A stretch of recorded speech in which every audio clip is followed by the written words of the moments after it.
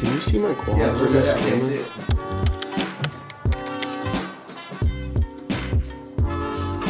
Yeah, go ahead. Definitely not. Yep. No.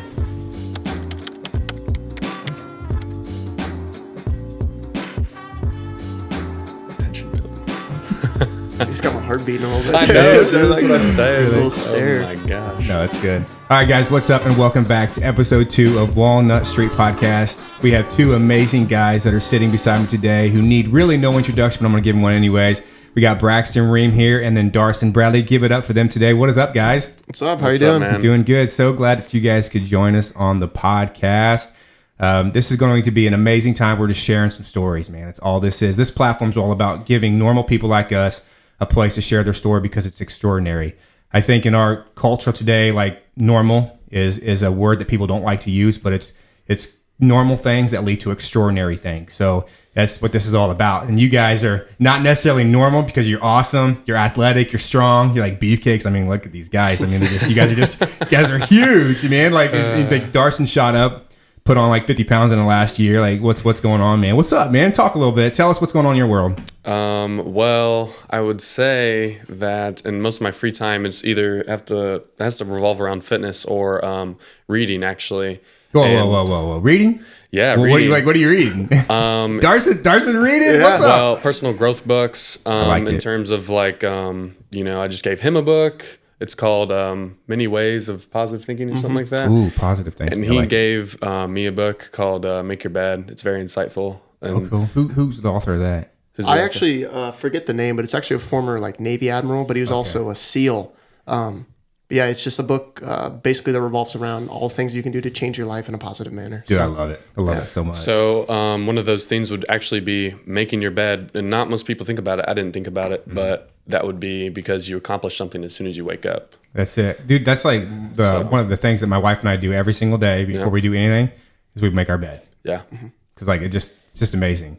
And I hate waking up like dishes in the sink. So it's like there's so many things, healthy habits you can do like the night before to prepare for the next day. my But gosh, yes. go ahead, Darson. Go ahead. No, you're good. So I was recently into bodybuilding a lot, and then Braxton introduced me to hybrid athlete training. That's what's up. So hybrid athlete training Yeah, is just where tell us what hybrid athlete training is. hybrid athlete training is where you lift and go run or swim, or you could do it before, so you could vice versa. So it could be swimming, running, and then lifting. Mm-hmm. So like you would run fasted in the morning, and then you could just lift in the evening or whatever. Let's So- go ahead and give our first shout out to Nick Bear today. Nick Bear, baby. 100%. Nick Bear. Bear, Friends. Bear Nutrition, who's all about the hybrid. Oh, yeah, you're totally wearing the I got hat, the hat dude. on. But Nick Bear is phenomenal. He's like inspired me to actually start with like the ultra marathons. Yeah. You know, he was really the one person that got me into that. So like, what's up, Nick? I don't know who he is Hopefully he like sees it. personally, but hopefully Nick's watching the podcast today. that'd be Yeah. it. Wouldn't that be great? Yeah. Oh no. yeah. But But yeah, I'd say we were having a Bible study the other day, and we talked about worshiping other things than God. And that really brought me back to bodybuilding and how all these bodybuilders, nothing against bodybuilders, but they worship their body all the time and what they look like, posing all the time and whatnot, instead of worrying about a relationship with God. And I think ultimately that is what is more important than worshiping your body all the freaking time. Yeah. So, yeah. no, that's good. Well, I think we're going to dive into that a little bit more here later. Yeah, for sure. But let's get what's up, Braxton, on up? the podcast, man. So glad to have you today. Man, if you don't mind, just share a little bit about yourself, man, because I know who you are, but the people may not. Highly unlikely, but give us a little bit of rundown who you are. So I'm Braxton Ream. I am currently a sophomore at Taylor University. It's a small liberal arts Christian school about an hour south of North Manchester. I play football there. But other than that, in my free time, I'm a lot like Darson. I like to lift a lot. More so now, I like more going to the hybrid stuff because I used to kind of focus on the bodybuilding aspect as well. But then I really realized that with whether it was running with my mom or friends and stuff, I really enjoyed the endurance sport. And so figuring out through Nick Bear, through Nathan French, people like that's actually Nathan French is another one. that's actually a way to sculpt, build your body is just balancing bodybuilding with endurance sports. Yeah. So I've been loving to do that. Aside from that, I mean, Darson and I are very same in this aspect as well, is that I like to read. Like I remember during spring, I read probably, I'd say 3 to 4 books that were like 300, 400 pages long. Oh, wow. It's just what I really like doing. And I focus a lot on the positive thinking, a lot of mental attitude type books like that as well. Like Can't Hurt Me by David Goggins. Yeah. And like leadership, strategy and leadership by Jocko Willink, stuff like that. That's so cool. But yeah, no, I love doing that. But I mean, aside from that, the only other things I've really been taking part of is we got this new thing going on called UTL, which we didn't come up with it, but it's called Underwater Torpedo League. Oh, yeah. And Okay, I think I've seen some crazy videos about this. Yeah. So I originally found it through another podcast. It's called The Sean Ryan Show. He had a former MARSOC Raider on there, and he brought that sport from specifically being only in like boot camp and stuff like that, and brought it out into like the real world. And it's actually about to be an Olympic sport, but now I got all of us playing it, and it's a lot of fun. Where do you play that at? His grandma's My grandma's cool, actually. Yeah. It works. So- It works great. It's like Okay. it's like 8 feet deep. So That's pretty cool. So before we go anymore, let's go ahead and let's pop open our ghost today. Today, the flavors, I'm assuming you guys have had this. Oh, 100 times. Right. It's Swedish fish, which is, it's not my number one anymore. It's my number two. what's It's your number never one? been my top 3. What's that? It's not even in my top 3. Yeah. So it's probably going to be the new one by Ghost. Oh yeah, I I just saw post that the about other it all day. the time. What is it called? Oh my gosh, is it the new Bubblicious one or the one No. they just posted? It's not the Bubblicious. I'm not a big fan of that. We broke that open on the last podcast. But what is it? What's it called? It's Which one? Like the one that's about to come out? limeade. It's limeade. Oh, It's the cherry limeade. The cherry one. limeade. That one's Cherry so good. one. That's one of the best ones. But Yeah. before we get any further, let's go ahead and let's break these open. What we do like it. to do is we like to get close to the microphone and we like to pop it. Yep. Let's Got go. 2. Oh, that's fire. Oh yeah. So glad you guys are here. It's amazing. That's I don't fire. know if you guys have ever like the flavor, though. have Swedish fish like the candy, but this is, I mean, it's exactly what it is except in liquid form. That's fire, bro. It's so good. I don't recommend it. You drink a lot of these things. I need another sip. I don't. I don't drink a lot of these, but I think it's pretty fun to just open them up on the podcast before we get going. yeah, So I know. it seems like there's a theme in your guys' life, and we're going to talk about your athletes. Yeah. I mean, you guys are fit. And everybody can see that. Like you guys have the bod, like everybody wants.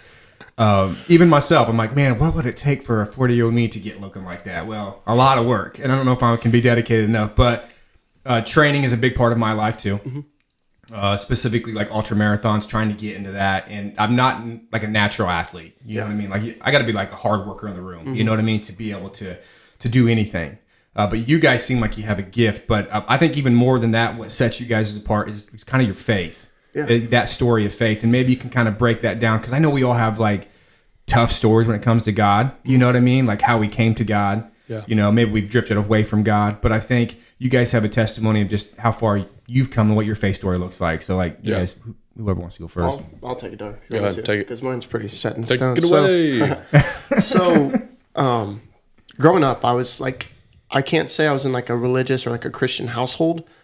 Both my parents claim to believe in God, but neither of them ever really had us go to church or really proclaim their faith in any manner that would make me like want that. And so growing up, anytime I went to church, it was either with friends or like my parents going on like a holiday or something like that, you know, where like a lot of people end up going that don't go normally. So, like, Christmas and Easter? Yep, Is that exactly. what we're talking? That's what I'm talking about. Those Christmas, Easter people. Anyways. I get it. Yeah. So I never really had that desire for the Lord. And even up until recently as in like, I'd say about 6 months ago or so, I still didn't really had it. I had moments where I'd go interact and I'd like feel something. I'd be like, oh, whoa, this is new. But it went away in a couple of days or something like that. Yeah. And so it really took until going to Taylor, and not even just going to Taylor, because even then I didn't feel like it was being forced on me, but like I felt like it was less of my own will. Sure. But however, when I met my girlfriend I have now, she was very. Give her a shout out. Oh yeah, her name's Elizabeth Bigelow. She What's lives, up, Elizabeth? she lives 2 floors above me at Taylor. But no, She's amazing for him. yeah. real. So she straight up told me like, "Hey, you need to have a relationship with the Lord if you want to be with me. Like this is something really important to me. I want God at the center of a relationship and everything like that." I'm like, wow, okay, I never had like this. You go, girl. Yeah, I've never had this kind of push. And even prior to her, like I'd occasionally read scripture, but it was never, God wasn't my priority. Wasn't number one. He was somewhere on the list. It ranged, you know. And so I started getting more involved, and I don't know if at first it was for her or for me, and I think it was more for her.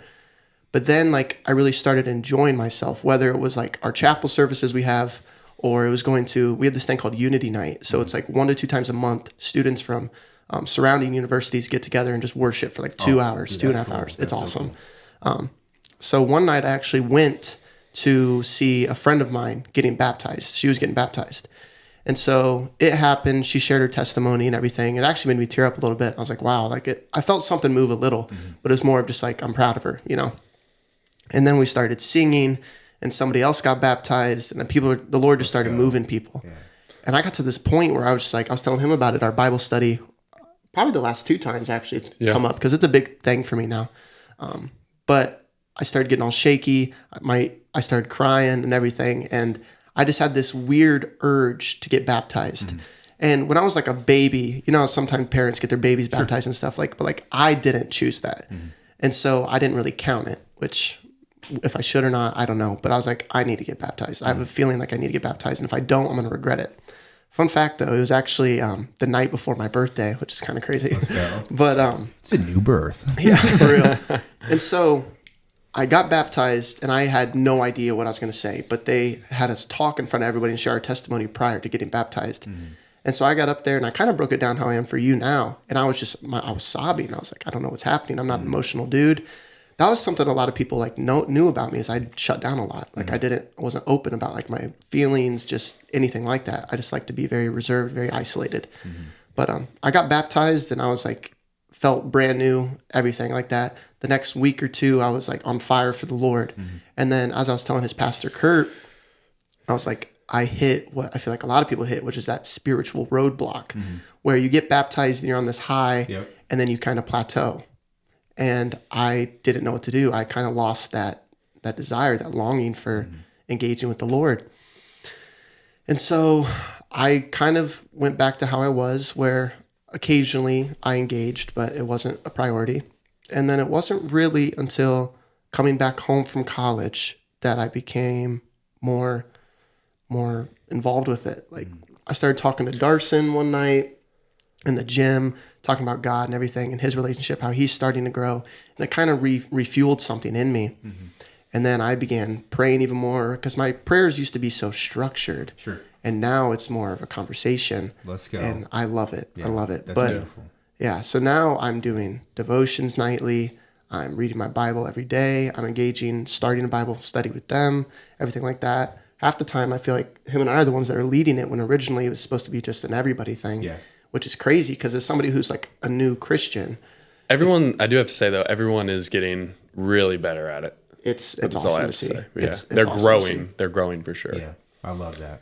And we were talking yesterday in James, talking about how if you look for God, he will look for you, how it's a relationship. And so we were talking about feeling the God's presence. And I think that was one reason why I struggled so much with faith, was whether it was proof or whether it was just wanting something out of him, like asking and expecting for something, you know? But now, like I was telling them, like I'm starting to feel God's presence more. And I said, I don't know if it's the best way, but recently how I felt him is more through like conviction for things. Like previously I would do something like a sin or sinful action or something, and I'd think nothing of it. But now, like if I do something like judge somebody or say too many curse words in a sentence or something, I'm like, wow, I actually feel really bad for that. How many cuss words is too many, Braxton? Well, I just mean like how many? Like, well, I don't know. You can't put a number on it. You know what I mean? Like, you know, some people like, but you know, I'm trying to figure that out too. How many is too many? Pastor Timmy, how many is too many? 4. But yeah, no. But either way, like I'm starting to feel him, and I think that's one thing is now, like, even through worship songs, because we were talking about this yesterday as well in Bible study, was like, people need to find their way to connect. For my girlfriend, it's through worship music. Through me, I love praising the Lord. I love singing, all that stuff, but I don't feel it, you know? Yeah. like I do when I engage with scripture and I talk about it with my friends. I think that's the thing, is I finally found my outlet to connect with God. And I think that's really pushed me to becoming who I am now with the Lord and strengthening my relationship. So it's been great. Now I'm like so excited, whether it's me reading the Bible, us reading the Bible, our group, whatever, praying, even just telling my family about what we talked about at Bible study. Like it is so nice and very refreshing to know that my relationship, I finally feel it. I finally feel it. It doesn't feel forced. That's so cool. That's so cool. And maybe you could maybe sing for us a little bit. Oh, I wish I could sing. My goodness. Darson, a little bit of your faith story, man. I know a little bit of it, but yeah. So same thing with Braxton. I didn't really grow up in a religious home. My mom and my dad, they knew God, but they didn't force it on me. So, and then I eventually got more involved, hanging out with my Aunt Carrie and my Uncle Ben. And I just started going to church with them every Sunday. And so I committed myself to God 2 years ago, but I never was obedient to him, didn't follow him. Honestly wanted to experience worldly things, if that makes sense, and not... Well, maybe you could share what worldly things, like what that... Because see, let's be real. Worldly for me looks a little different in my eyes than it does for you guys. So what's it look like for you? What's it look like for me? You don't even want to know, because see, I was raised so old school, in Pentecostal. There's a lot that there was more we couldn't do than what we could do. So looking through my lens, oh my gosh, it's crazy. It's crazy. There's still a lot of restriction I have to process and work through my faith. Yeah. Because it's not as difficult as maybe how it was taught for me. It never goes away. It never goes away. It's always there. But for you guys who are in college, what does, and you can continue on your story, but what does worldly look like to you guys? Because I'm learning this. I coach sports. Kids naturally talk differently than I do. They use words that they don't even think about. To them, just throw those out there. Just say the F word. It's not a big deal. It doesn't even register as maybe I probably shouldn't say that. Yeah. You know what I mean? So what's that to you? What's worldly to you guys? For me, worldly to me is I would always try and find fulfillment in other things. So whether that be, girls, pornography,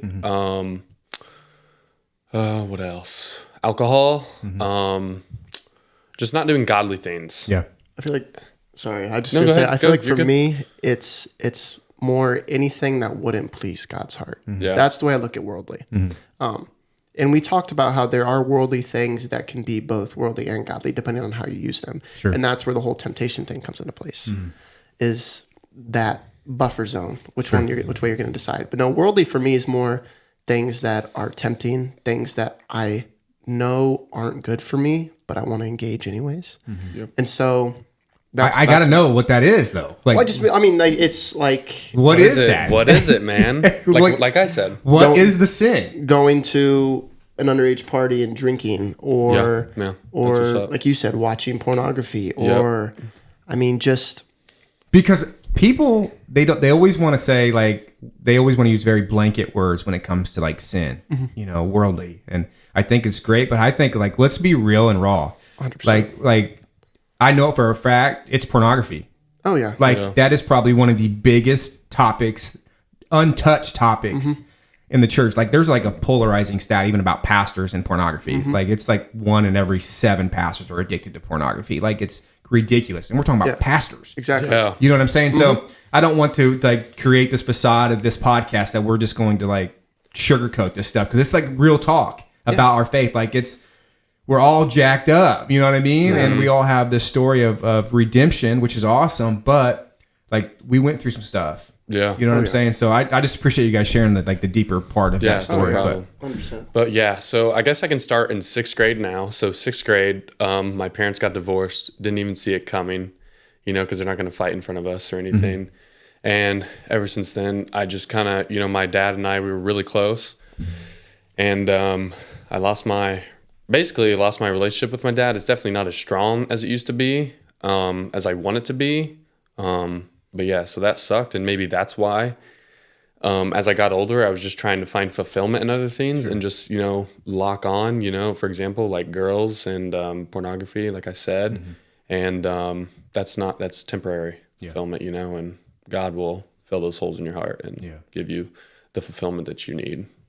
So yeah, and fulfillment you guys are like, you're preaching a message this today. Like, you're literally preaching a message. Fulfillment, it cannot come from anything else than God. Like, you've tried, I've tried, everybody's tried. Yeah. Like, everybody has this hole and we try to fill it with everything but him.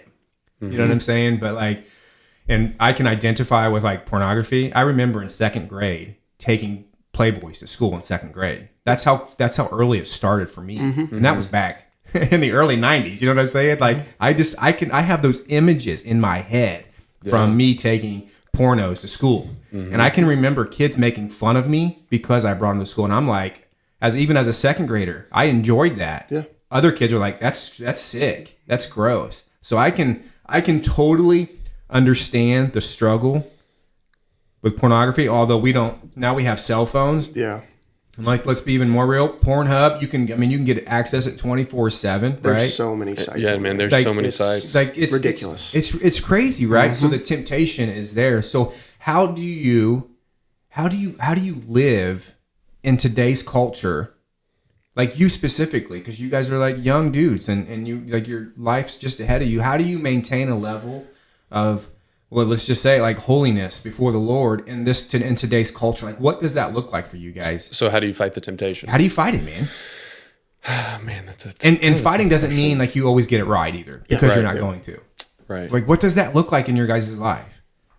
Your environment you're around, I would say, who you're hanging out with. I was about to say that I never really understood or really took part in the fact that my parents always said, watch who you surround yourself with, And this goes into what you're about to say, is the fact that I really do think it comes down to who you surround yourself with. Because when back in middle school, back in junior high and stuff like that, like, I succumbed to temptation all the time. We don't think about those things, though, in junior high, who we're hanging out with and stuff. Exactly. What they're saying and all that. Exactly. So. I was around, my friend group and everything was around a bunch of people who gave into temptation all the time. They were actually the people that introduced it to me. Sure.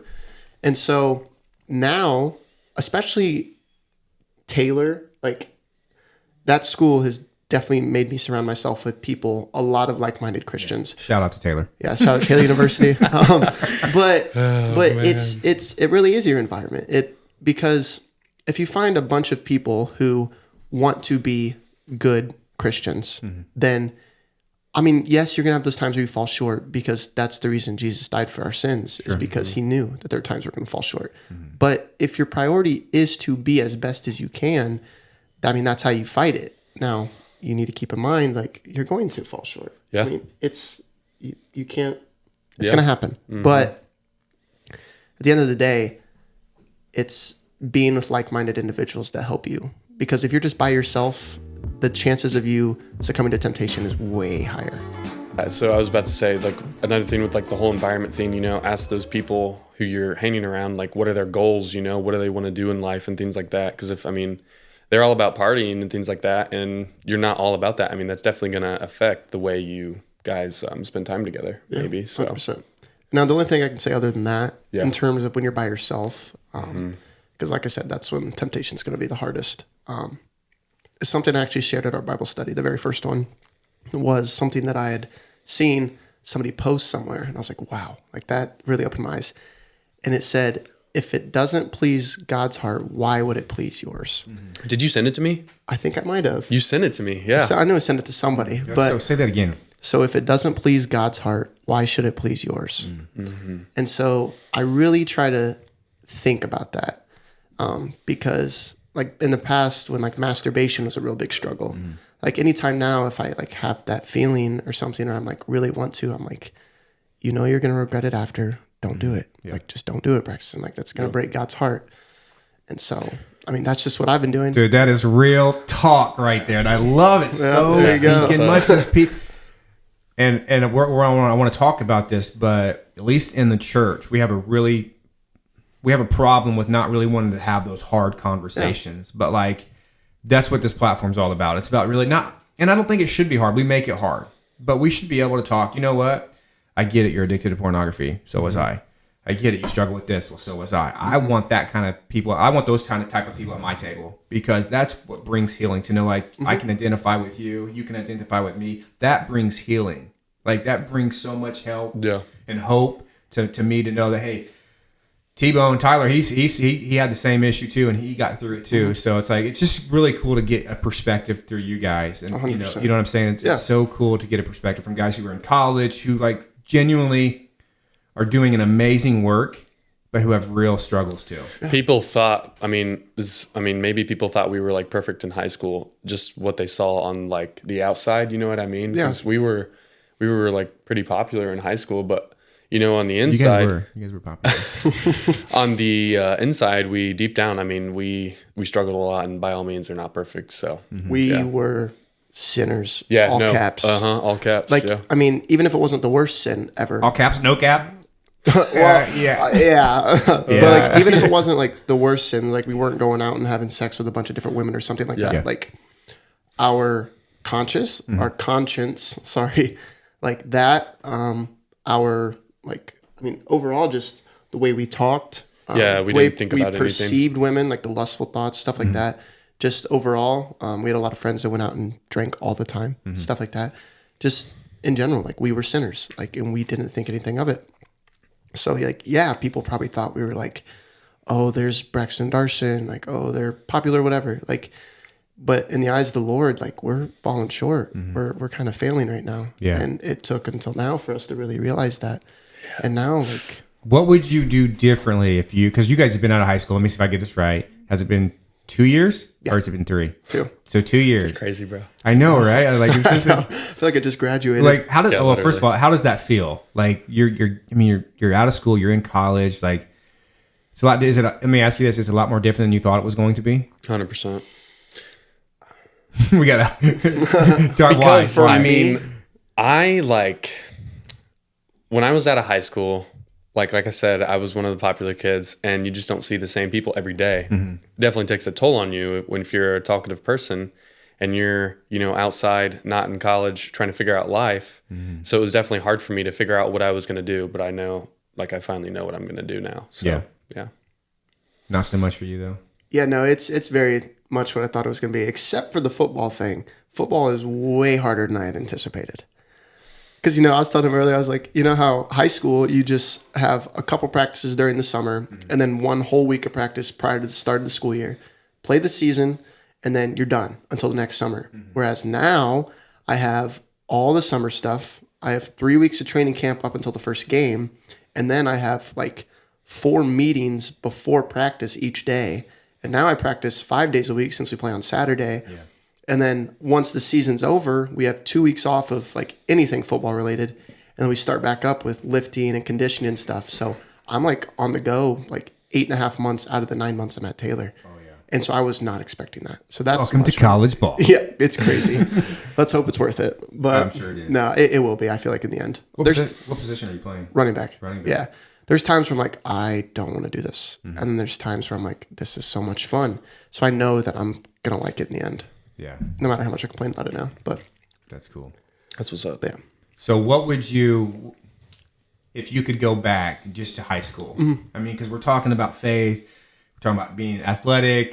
Because you guys, there's always a persona. You guys, perception's reality. I remember seeing you guys out there. I'm like, man, these guys are getting after it. I'm so cool to see that they're doing well on the exterior. I'm so well that they're doing good in school. They're athletic. They have friends. They take care of their bodies. But I wonder what their heart looks like. Yeah. You know what I mean? Because it feels good to be applauded on the outside. Yeah.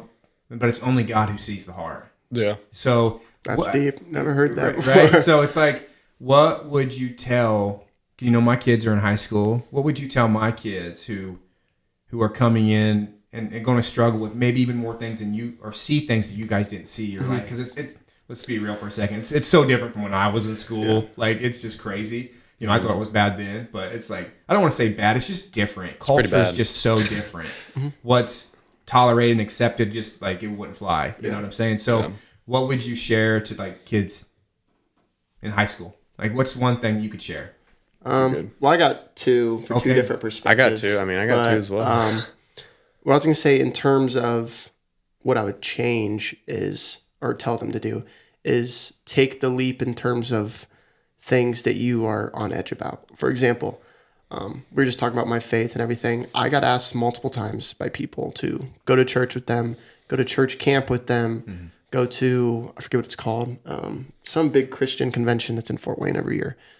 Just stuff like that. Winter Jam? Winter Jam, yes. Yes. I ended up going once. Winter Jam. Oh, it was awesome. But anyways, That's so funny. I always like, no, it's all right. I'm not going to go, or stuff like that. Or like FCA. I always wanted to be a part of it, but then I was also kind of embarrassed to be a part of it because the people I surrounded myself with weren't involved in that. And so I never did it. I was like, oh, it'll be okay. Or like when I wanted to do something, but I was like on edge thinking about what other people are going to think, I didn't. Like I always wanted to join theater. I always wanted to do theater. What? Yes. That's crazy. When I was... Is that something nobody knows about you? Like, that is something that like nobody... I didn't even know I'd say that. like 3 people know. And my family, I don't even know if my family knows. what's your favorite musical? Ooh. The fact that you're even thinking, I'm just like, wow, this is so cool. That's That's kind what of I'm saying. tough. I'm going to be honest. I've seen it 3 times. Probably Fiddler on the Roof. I really like it. Wow. I like the. So I just like cool. the concept. So- like there's like the story behind it. But anyways, I always wanted to do it, but I was afraid of what people were going to think of me. And so I never did that. So in But if terms you of could now, you would do it. yeah. So in terms of that, I'd say do things you're on edge about. Now the other part of the thing I was going to say was if you have some kind of second thoughts or some kind of like feeling that you shouldn't do something, don't do it. Like there were a couple times I hung out with people or went to a place where I knew certain people and certain things were going to be there. And I knew that in my heart, like, it's not right, Braxton, something's going to happen. But I was like, it'll be all right. It'll be okay. And I went and did it and things happened. So I'd say any negative second thoughts you have, don't indulge in it because like you'll end up regretting it. I think that's another thing that brought me farther away from the Lord was that kind of stuff. Yeah. Yeah, so I would say the couple of things for me just to tell your kids or just any kid in high school is to believe in themselves. You know, I think a lot of kids struggle with believing in themselves in high school, low confidence.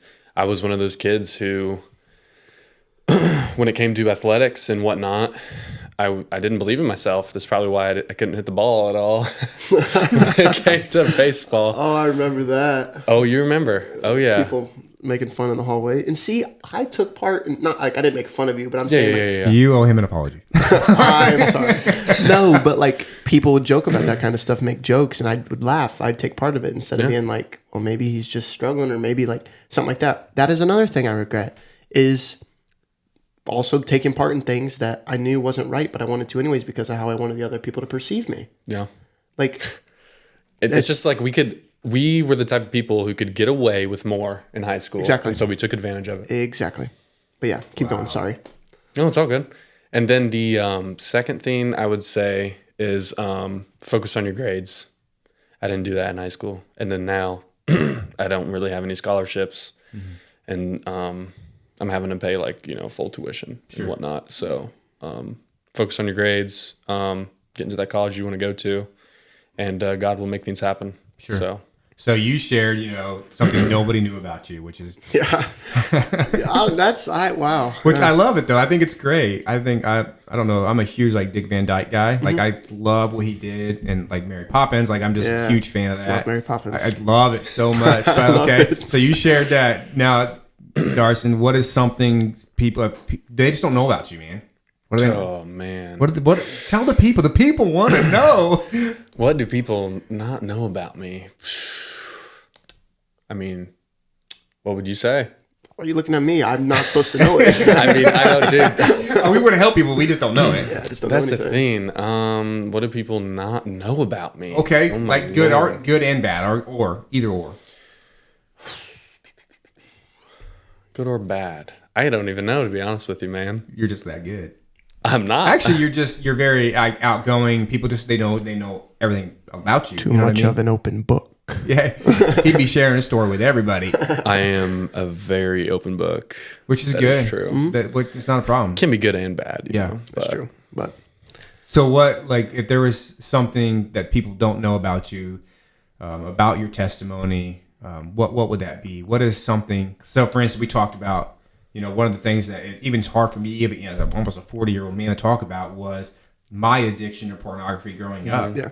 Like, it was huge. I was never into drugs. I tried to drink alcohol. Like, I just hate the taste of it so much. Like, I tried to chew tobacco. Like, I can remember being in what we call builder's trades back in the day, trying to chew tobacco and getting sick from it. I just couldn't do it. I tried to smoke a cigarette. I couldn't do it. Pastor Timmy over there, he laughed. Like, I tried to sin. Like, I literally was trying my hardest to be the sinner, but the Holy Spirit, like, would not let me. Like, I paid for it too. But, I grew up, don't know who my father is. There's parts of me in my story that I've struggled with all of my life releasing because I didn't want it to bring shame to my family. But it's my story. The stories are just so powerful. And some are good and some are not good. You know what I mean? So what is something that could bring healing to somebody else if you were to share it? What people think about me. Okay. So we started running together. This is just an example. Yeah. And it's something small. It's going to sound stupid, but we started running together. And whenever I go alone to run, I'm like, man, I wonder what people are going to think about me. You know what I mean? That could like hinder my ability to like fully perform. And it's the same thing with baseball, man. Like, what are people going to think about me when I make a mistake, when I mess up in the outfield, when I strike out? And that's what I was thinking the whole time, dude. Whole time I was in high school playing sports, whatever it may be. So yeah. So self-confidence is a big. Self-confidence is huge. Yeah. So I'm going to share the story real quick. Last year, and we're about to come on that time frame, last August 27th, I started my first 100-mile ultramarathon. It's awesome. One day I want to run the Leadville 100. The Leadville 100, Yes. Shout out to Nick there. Anyways, I love his video on his Leadville 100, but I trained for an entire year to run 100 miles. And I was running 90-mile weeks. Like, my miles were just crazy. That's insane. Crazy high. Best shape of my life.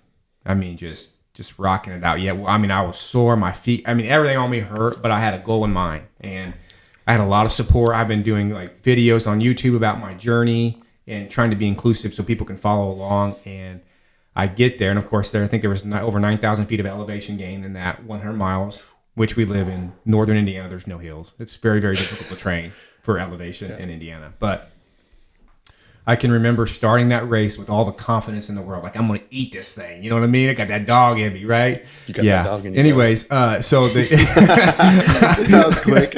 I learned very, very quick and was humbled.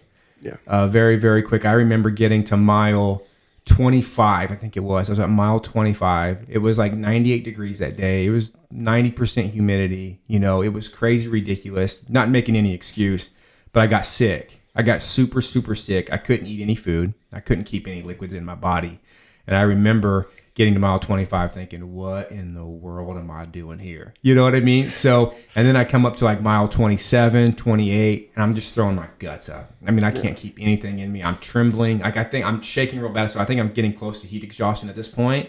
Of course, long story long, I had to tap out. I tapped out. They told me either I was going to get medically taken off the course or I could quit. So I quit. And that was freaking hard for me to quit. And the biggest reason why it was so hard for me was because I thought I was truly letting everybody down. And then I had to come back and listen to people's comments about, well, why would you even do that in the first place? You know what I mean? Like, I literally had people talking to me about that. So I totally get the self-confidence. When you put yourself out here like this, like, you got to be ready for people to, like, point their finger at you, make fun of you, ridicule you. But that's just all part of it. That's like that's part of the process. So, like, I totally get the whole self-confidence thing. Yeah, man, it's something I've just always struggled with, always. So yeah. I don't know if people can tell, but no, dude, self-confidence is huge, dude. Yeah. So I was gonna say there's two things. One that is still going on. It's happened for, I don't even know. I'd say since my parents split up, like divorced, because I was trying to do it for both of them. But that's like the whole. Like, I'm a huge people pleaser. Like, for example, like, if I could, I would not be at Taylor. I would not be playing football right now. I would probably already have enlisted and been trying to go special forces, trying to be a Navy SEAL or Green Beret. But I made a promise because I knew how they felt about it to both my dad and my grandpa that I would get my degree, that I would play football. And so I think that's why sometimes I'm so unhappy there. And I've had this, like I've discussed this with my mom, with my girlfriend there. Like there's been times I've broken down at Taylor because I'm like I love the school, but like I don't want to be here. Like it's not what I want in my heart, but yet I'm doing it for everybody else. And I have other people in my family who are like, it's who cares about their feelings? Like they'll get over it eventually. I'm like, I know, but I can't do that to them. So I'd say that is something I still struggle with, is people pleasing. However, up until I'd say I really, like that whole month ago or whatever, right? Not even a month. It's been more than that. But when I really started getting close with God, masturbation, like I said earlier, has been my biggest struggle. Ever since I was introduced to it in 7th grade, it has been my biggest thing. And there's still times, like I'm gonna be honest, there's still times I fall short. We've talked about it before. Like just how like, we're like, dang, why did we do that? Like, you know, there's still times. However, it used to be, the extent in which it was happening was crazy. Like it was not good. Like I did it when I was bored. Like that's the thing. Sometimes I wasn't even like, so that was probably my biggest struggle. And so that's why I'm very, very thankful for finding God the way that I did, because that, if that continued to happen, like, I don't even know. Like it becomes, sorry, go on. I was going to say, like, who knows what that could have turned into? Maybe that could have been like me turning into one of those people that goes and just wants to have sex with other different women, stuff like that. But like that, it was getting bad. So I'm very happy that, I mean, I found God when I did. But I'd say prior to that, I mean, or prior to now, I'm saying that was my biggest struggle. Yeah. No, dude, I love the transparency. It takes a lot of like vulnerability to share like that part of like being a guy. Like that's, it's crazy what goes on upstairs, like up here. Yeah. You know, like, let's be honest. I mean, people know scientifically how many times a day a man thinks about sex. I don't care. Yeah. Pastor, whatever, like our minds, it seems like it's a constant thing. I have no idea. Pastor Timmy, maybe you know why this is. Like he's shaking his head. He has no idea. Nobody, like, I don't understand, you know, but that's just something that we trust God with. Yeah. You know? So that's why I felt like sharing it, because like I feel like maybe me doing it will either get somebody to be like, wow, I'm actually struggling with that too, or it'll get somebody else to open up. Yeah. Because a lot of people don't talk about those things either because they're embarrassed. They don't want to know what other people think, like just stuff like that, or like it's just weird for them, you know? But I really feel like that maybe that could help somebody else. That's so good though. And it will. And so then once you like get into like the whole thing with masturbation, like once you've been doing it for a while, it becomes to the point where it's a priority and it gets in the way of other things. So you're like, oh man, like, and like, I don't know how to explain it, but it's like, you'll feel it and you'll be like, oh man, I need to do this. And so just realize that like, it's not right. And like, you just you'll look at women in like a completely different way, and it's not good for the soul or the heart. So it really turns into motives.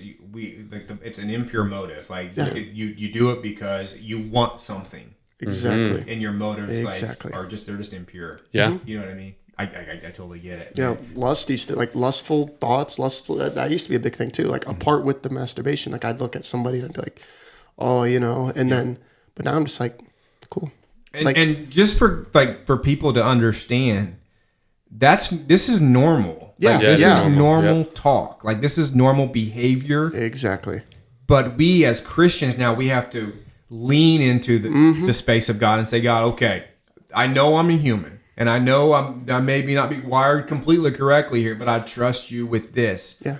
And it's the Holy Spirit that's kind of like really convicting our heart and saying, hey, maybe you really shouldn't do this anymore. Yeah. You know? And aren't you thankful for like the conviction? Like, yes. Like conviction power that 100%. Says, hey, you know, like maybe I shouldn't be doing this anymore. Because like if we were like still doing it, 100%, we would feel this state of like depression, like masturbating and stuff, dude. Like that's what I was saying, like feeling God's presence now. I feel it through conviction. Like even if I'm not like masturbating or something like that, or even if I'm just feel bad for something I did, like I feel bad, like to the point where sometimes I'm like about to tear up because I'm like, I just did that in front of my father. Like I don't, you know?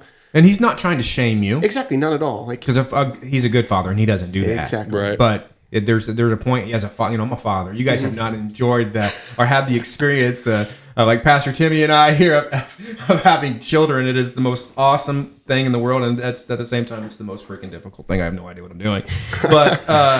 But I would never shame my children. Yeah. And he's a much, much better father than I am to my kids. You know what I mean? To me. So it's being able to just, man, here I am. I've been praying this prayer for years now, and it's very simple. It's Abba, I belong to you. You know, it's a very, very simple phrase because a lot of times I don't know what to pray. Even as a pastor, I'm just like, I don't even know what to pray. Yeah. But it's Abba, I belong to you, which encompasses all of my life. Everything that I am, the good, the bad, the ugly. It's all the raw, the real. It's all encompassing. Abba, I belong to you. Father, I belong to you. I belong to you. That's all it is. Yeah. You know what I'm saying? And one more question here. Yeah. One more question. How are you doing for real? For real. I love that you both took this big, deep breath because I hate it, but people ask us all the time, how you doing? Bro, what's up? How you doing? I'm good, man. I'm good, whatever. I'm good. Thanks for asking. But really, and my dad does this to me all the time. I'll be honest with you. I hate it when he does this. He's just like, so how you doing for real? Like, what do you mean? You don't want to know how I'm doing for real. You know, people ask you in the church, so you automatically give them this robotic response. I'm good. Oh, I'm blessed and highly favored. You know, like, bull. How are you really doing? Who wants to go first? I got it if you want, Di. If you want to. Do you want to ponder a second? Yeah, so I got a couple of emotions here. So happy in the sense that I feel myself growing in my relationship with Christ. However, I feel kind of weighed down because in a sense that now that it's all coming at me, like I feel like I'm not doing enough. Whether it's like I'm not going to him enough or whether it's I feel like I'm just a bad Christian now because there's still times I sin a lot since I'm like new to this and stuff. So in terms of faith, the faith aspect, I feel overwhelmed, but still hopeful, if that makes sense. Because I can feel myself growing, but there's a lot of factors that make it hard too. Outside of faith, I'm excited, but also kind of sad in terms of going back to school and starting football. Because now that I'm a sophomore, don't have that freshman stigma anymore in terms of football. I have more opportunities. However, with that comes the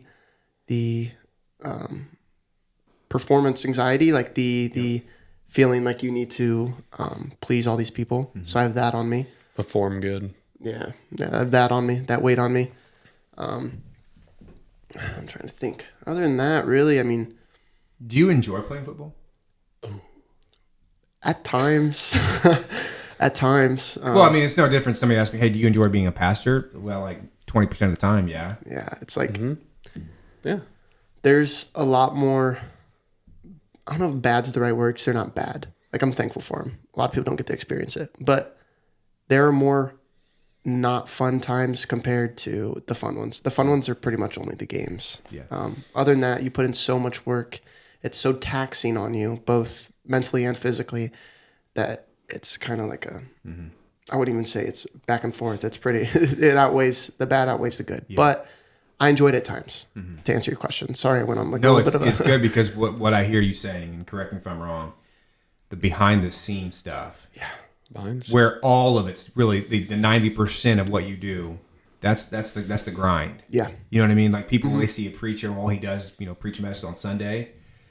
But the grind is Monday through Saturday, preparing everything for Sunday or the visits. I mean, there's just so many things that go in behind the scenes, and that's just like a training. Yeah, everybody loves to see the highlight reel of going out and running 100 miles, but you have no stinking clue what it takes to be able to run those 100 miles. Get up at 5 a.m., run 15 miles. You know what I'm saying? Go to work. The work.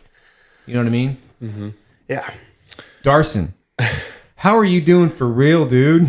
Well, for me, I guess this is kind of off topic, but for the most part, I'm doing good. I just got baptized recently.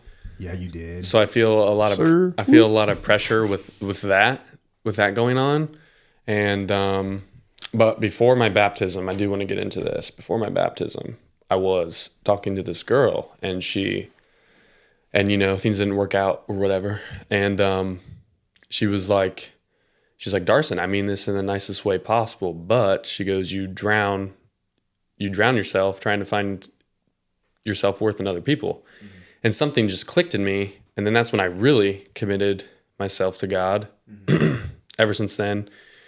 And then I've been on fire for him and whatnot. And now I'm baptized. And so, it's been kind of stressful because I'm at a point in time where and he knows this, where you're she's kind of back in my life, and I have the chance to actually be a gentleman, and take her out to dinner, do whatever, and just not, and obey God, make him number one priority, and not her, you know what I mean? So it's, it's a big deal to me. Most people don't get second chances. So, other than that, I think I've been doing, pretty good otherwise, and just, trying to figure out what's going to happen with college and whatnot, and just, finding my people just there. a little stressed about it. Yeah. So, just, even if I don't, feel God's presence, I'm just investing in his word daily, trying to find him, and you can't get discouraged, so.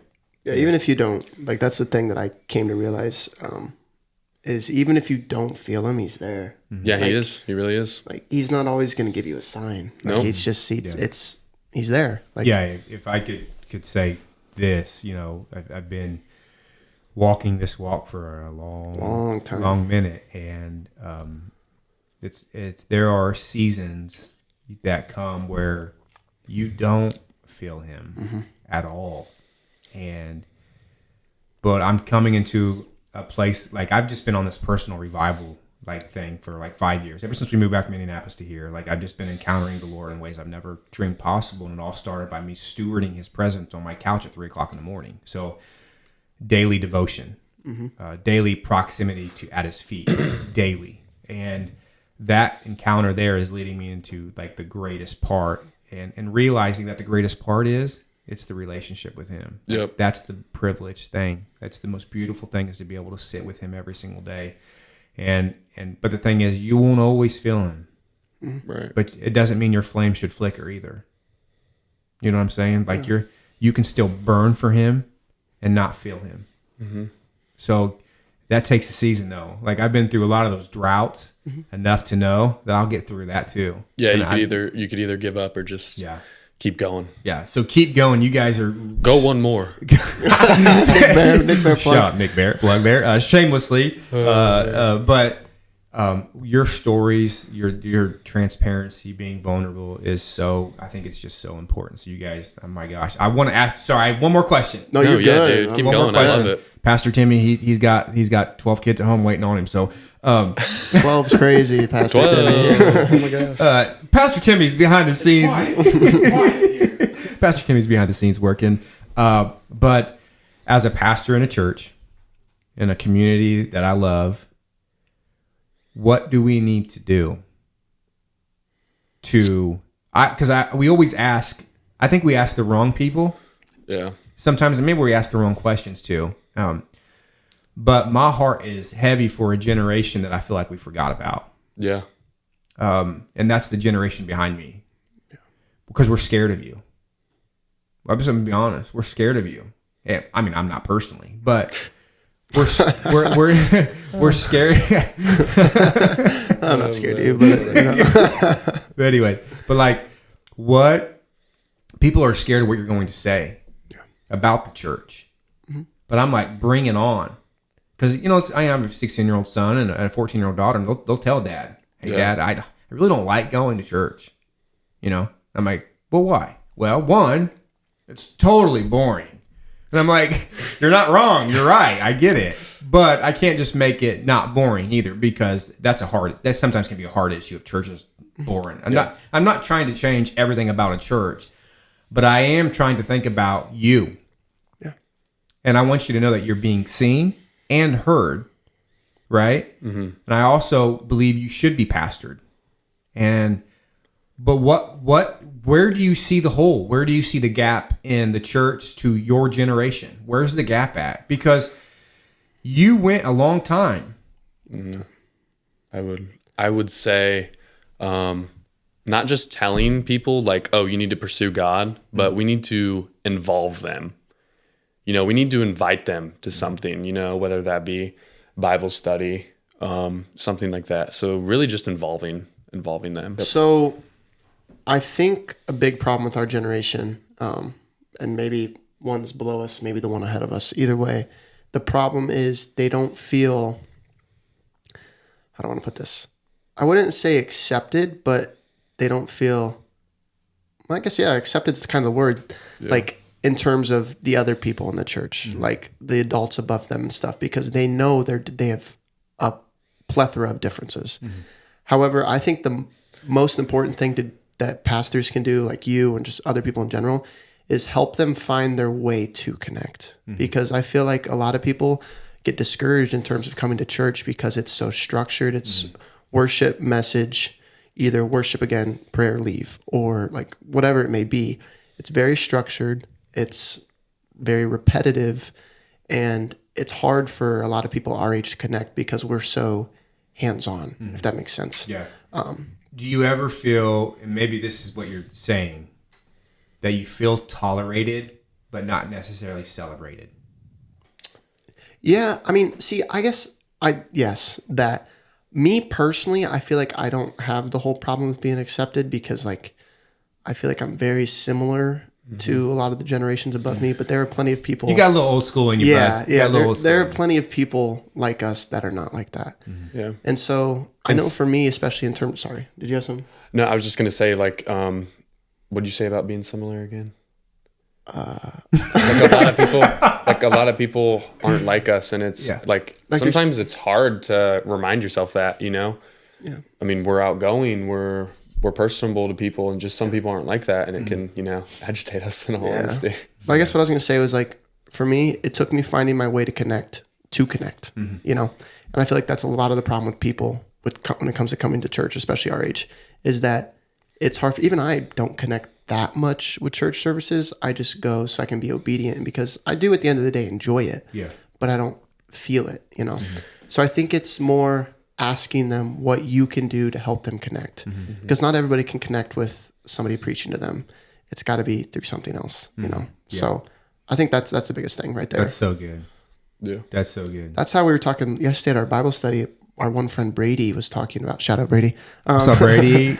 He was talking about that specifically, is that connection. He wants to feel it, but he can't. He doesn't know how.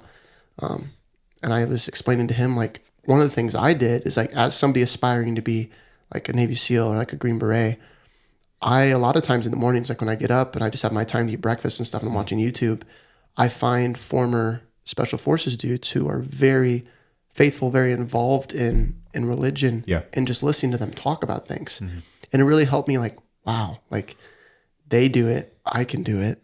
And so that's definitely helped me, is just finding my connection. Because that's so good. At the end of the day, church isn't for everyone. And don't get me wrong, there are some very like devoted Christians that their presence isn't consistent at church. Sure. And like, by all means, like that doesn't mean they're not a good Christian. Yeah. But it's because they connect in a different way. So yeah, just ask them what you can do to help them connect. That's so good. Who do you watch on YouTube? So I watch Eddie Penny. He's a former Navy SEAL guy. And of course, Nick Bear. Yeah, I watch Nick Bear too. I think he's a former SEAL, isn't he? Or was he? Nick Bear? No, he was Army. Army. Yeah. What was he special? He was Special Forces. I don't know. I don't remember actually. I don't know if he was. I don't think he was. I think it was just regular. Maybe. I don't know. I can't remember. He doesn't talk about it that much. Yeah. He's only in for 6 years or something like that. But only. Come on. Jeez, go one more. But Go one more. Yeah. I wonder if he had that mindset then. But no, anyways, it's mainly just Eddie Penny in terms of the Navy SEAL. But what's his name? Tim Kennedy, Green Beret. Listen to him a lot. Sean Ryan, he just recently found faith. He's a former Navy SEAL. And he had his wife like pushed him to find it, and that was awesome. So that's cool. Just listening to those kind of people. But yeah. Okay. Darson, you have anything on your heart you need to share with the people, man? I just thought we were talking like involvement with like the kids and all. So. I mean, it is. That's what I was saying. I was telling him like, ask them what he can do to help them connect. And sometimes a lot of pastors will like push too much, which will drive them away. You know what I mean? So yeah. It's almost like some of them say that, well, the pastor's like, it's like challenging them, but I don't know if they know if they're like pushing them too much. You know what I mean? Which, like I said, would drive them away. But Yeah. yeah, so that's what I got.